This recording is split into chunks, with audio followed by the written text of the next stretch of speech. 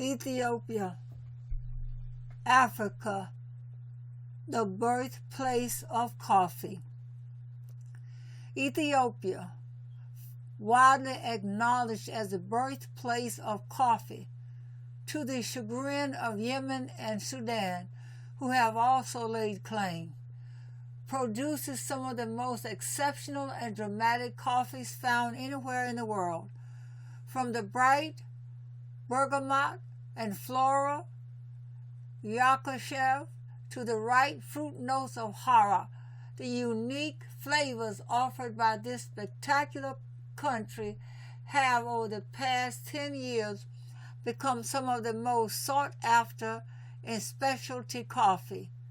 Only Arabica coffee is cultivated in Ethiopia, but the variety of individual cultivars, many as yet growing wild and undiscovered, is unrivaled anywhere in the world.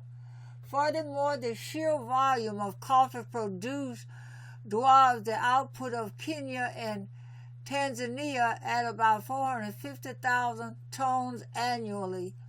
Coffee probably began to be exported from the country as early as the 17th century, though trade didn't become significant until the 19th century. Today, one can't overstate the importance of coffee to the country's economy. An estimated 15 million Ethiopians are employed by the coffee industry, and Ethiopia is hugely reliant on coffee as a major source of revenue. It accounts for close to 70% of all export earnings. There are 3 coffee production systems used in Ethiopia: forest coffees, where wild-grown coffee is harvested by the local population; garden coffees grown in small holder plots, usually measured in terms of trees rather than hectares, along with other crops; and plantation coffees, a very small percentage of Ethiopian coffee grown on large estates. The vast majority of coffee in the country is produced using the garden coffee system. Coffee in Ethiopia was traditionally processed, but wet processing is increasingly becoming more common. 50% or even more of coffee in the country is wet processed now, which highlights the delicate floral notes for which the country's coffee is known. From 1974 to 1991, Ethiopia was ruled by a harsh and restrictive Marxist dictatorship that consolidated large collective farms that then were required to sell directly to the government at a low price. After the dictatorship fell in 1991, the government began to allow farmers to form co-ops and demand fair prices without the use of middlemen. However, due to the negative connotations given to the cooperatives established under Marxist rule, many farmers distrust cooperative management even today. In April 2008, the Ethiopian Commodity Exchange, ECX, was established as a platform for the trade of undifferentiated crops such as wheat, maize, sesame, and haricot beans, meant to ensure the development of an efficient modern trading system that would protect the rights and benefits of sellers, buyers, intermediaries, and the general public. The system was idolized as an equalizing market force.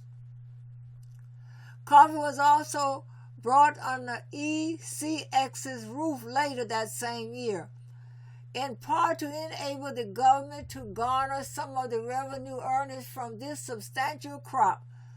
Until December 2008, growers could also sell direct to export markets, but this was subsequently reined in, and the difficulty of determining precise provenance in Ethiopia, a cornerstone of specialty coffee has been a tremendous frustration to buyers in consumer markets ever since. On arrival at the ECX, coffee is repackaged and then categorized according to cup profile and quality before being auctioned to the highest bidder. The intervention has in some ways been very positive for farmers and consumers, leading to a more consistent and better cup for most coffees and higher prices for growers. However, a drawback to the pooling of coffees based on taste alone is that, crucially, the buyer cannot trace a coffee back to the grower, cooperative, or region. Any origin provenance is thus effectively lost at the point that the coffee enters the ECX. This, of course, eliminates most roasters and importers' ability to provide accurate information regarding the precise traceability of coffees purchased through the ECX, which accounts for some 90% of all Ethiopians' coffee. Although rules and guidelines are loosening, 10% of coffee grown is now eligible to be purchased through cooperatives. Things are moving in the right direction, but slowly. All of the Ethiopian coffees that we purchase at Mercanta are selected on the basis of their exceptional cup profile first and foremost. This remains our guiding principle in Ethiopia and in all origins where we source coffees. Ethiopia is one of only a relatively small number of producing countries that also consumes a large part of its production internally, including Brazil, Colombia, India, and the Dominican Republic, and coffee is usually prepared in a complex ceremony using a jabina, a pottery jug with a spherical base, a neck, and pouring spout. More about Ethiopia's coffee producing regions. Sidamo or Sidama. The latter refers to the Sidama people, while the former is what used to be known as Sidamo province. Covers a large area spreading through the fertile highlands south of Lake Awassa in the Rift Valley. It is made up of over 20 different administrative areas or wardas with varying microclimates and altitudes. Accordingly, there is a big variety of both grades and cup profile that end as labeled as Sidamo, Sidamo.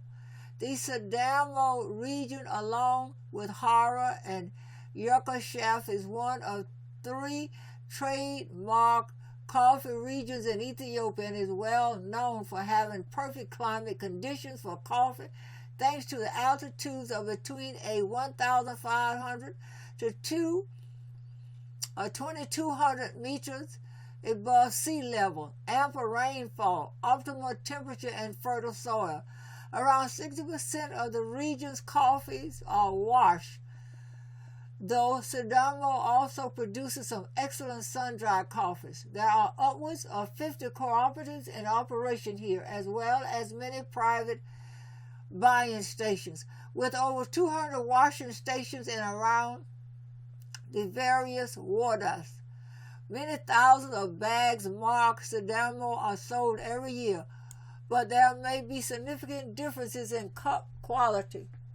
Mercanta assesses many samples of Sidamo before we make any purchases. We are looking for a coffee which possesses a vibrant, crisp acidity with refined sweetness, floral and citrus notes, and an elegant aftertaste. Yirgacheffe, capital Yirgacheffe. Yirgacheffe is part of the Sidamo region in southern Ethiopia, but its sometimes exquisite washed coffees are so well known that it has been subdivided into its own micro-region, which has been trademarked by the Ethiopian government. This steep green area is both fertile and high. Much of the coffee grows at 2,000 meters and above. At first glance, Yirgacheffe hills look thickly forested, but in fact, it is a heavily populated region, and the hills are dotted with many dwellings and villages growing garden coffee. There are approximately 26 cooperatives in the region, representing some 43,794 farmers and around 62,004 hectares of garden coffee. The production is predominantly washed, although a smaller amount of sun-dried coffees also come out of Yirgacheffe. Harrar, capital Harrar, the third of Ethiopia's trademark regional names. Harrar was one of the original grades of Ethiopian coffee. In the 19th century, Harari coffee was known as being of highest quality, particularly compared to the other available grade at the time, Abyssinia, which was simply wild-grown coffee from everywhere else in the country. Even today, the region is renowned for quality coffee and is highly desirable. Today, Harrar coffees mostly hail from wild native trees and small farms in the eastern part of the country, which are then dried, processed, and traditionally classified as long berry, large, short berry, smaller, or mocha pea berry. Harrar flavors range from lots of blueberry through to a small range of flavors, including banana, strawberry, and bubblegum. Some are even minty. These coffees are typically heavy-bodied and have a weighty mouthfeel. The winning nature of this coffee means that it is not usually well suited to drinking as a single origin coffee. Therefore, Harrar is mostly commonly used in espresso blends to lend heady, fruity notes. It can be highly variable in preparation and, as a result, can be difficult to roast evenly. All part of the unique charm and appeal of this coffee. Capital Limu. The Limu region is less well known than the big three trademark regions, but it is home to some excellent coffees. Limu coffee grows in the southwest of Ethiopia between 1,100 to 1,900 meters above sea level and is known and desired for its good cup, sweet, spicy, winey flavor, and balanced body. Washed Limu coffee is considered one of Ethiopia's best highland-grown coffees. The bean is medium-sized, has a distinctive rounded shape and green color. Dijama, capital Djima. This region in the southwest of Ethiopia is a large producer of Ethiopian coffee. Many coffees from this region are commercial grade.